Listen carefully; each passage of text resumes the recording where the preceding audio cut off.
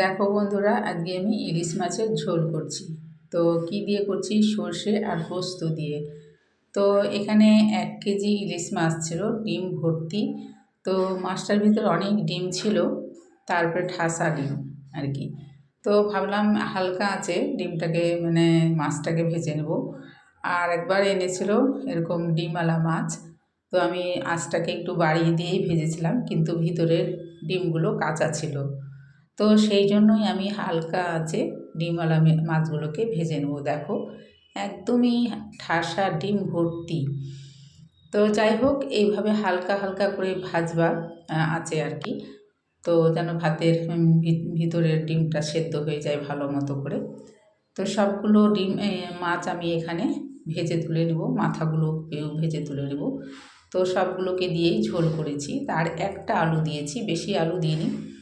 তো আলুটা কেউ পছন্দ করে না, আমার জন্যই আমি দিয়েছি। তো আলুটাকেও আমি ভেজে তুলে নেব। আবারও বেশ কিছুটা সর্ষের তেল দিয়ে দিলাম। তারপরে এখানে কালো জিরে দিয়ে দেবো।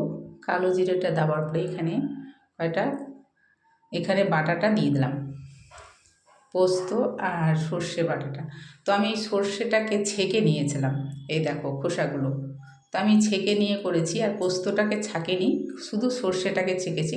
সর্ষের খোসাগুলো তো খাওয়া ভালো না, সেই জন্য আমি ছেঁকে নিয়েছি। তো যাই হোক, এবার আমি পোস্তটাকে দিয়ে দিলাম। পোস্তটাকে দিয়ে আর হলুদ দিয়ে দিলাম, স্বাদ মতো লবণটাও দিয়ে দেবো। দিয়ে নাড়াচাড়া করব। আর যখন শুকিয়ে আসবে, সামান্য একটু লঙ্কার গুঁড়ো দিলাম, যাতে কালারটা সুন্দর হয়। তো আর ইলিশ মাছের ঝোল তো বেশি লাল ভালো লাগে না। তারপরে এখানে কাঁচা লঙ্কার বাটাটাও দিয়ে দিলাম।